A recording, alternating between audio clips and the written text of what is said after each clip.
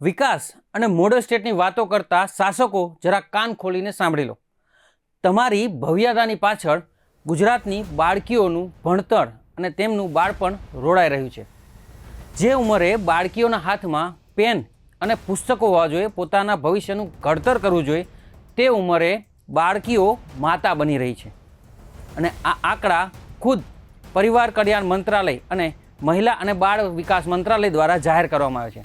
તેમના દ્વારા જાહેર કરવામાં આંકડા પ્રમાણે વર્ષ 2025માં ગુજરાતની 1633 બાળાઓ નાની ઉંમરે સગર્ભા બની છે।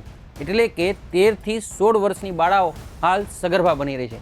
અને આ બધું જોતાં લાગી રહ્યું છે કે ગુજરાત સરકારનો જે નારો છે કે બેટી બચાવો એ માત્ર કાગળ ઉપર હોય તેવું લાગી રહ્યું છે અને તેનાથી પણ વધારે માત્ર વોટ રળવાનું સાધન હોય તેવું હાલ લાગી રહ્યું છે। અને આવા આક્ષેપો ગુજરાત પ્રદેશ કોંગ્રેસના પ્રવક્તા ડૉક્ટર મનીષ દોશી દ્વારા હાલ સરકાર ઉપર કરવામાં આવી રહ્યા છે। તો શું છે સમગ્ર મામલો, આવો જાણીએ આ વિસ્તાર અહેવાલમાં। નમસ્કાર, આપ જોઈ રહ્યા છો બેનિફિટ ન્યૂઝ અને હું છું મહેશ।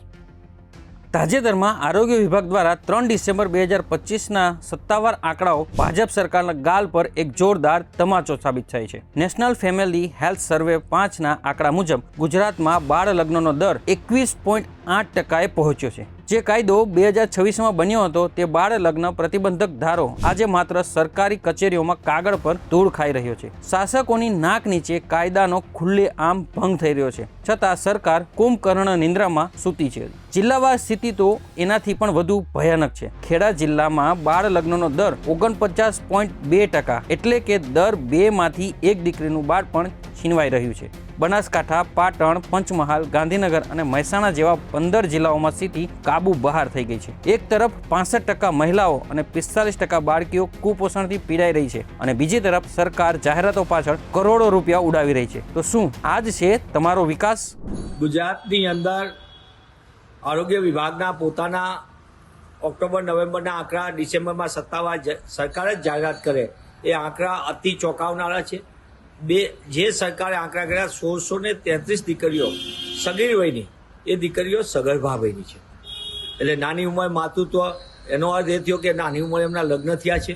અને સાથે સાથે ભારત સરકારનો નેશનલ હેલ્થ ફેમિલી સર્વે NHFS 5 એમાં પણ સ્પષ્ટપણે આવ્યું કે ગુજરાતમાં બાળ લગ્નનું મોટા પાયે પ્રમાણ છે।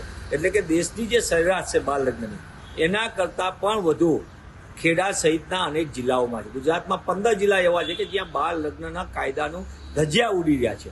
સામાજિક અનેક બાબતો છે, સાથે સાથે સરકાર તરફથી બાળ લગ્ન પ્રતિબંધક ધારો છે એની અમલવારીમાં સદંતર સરકાર નિષ્ફળ નીવડી છે।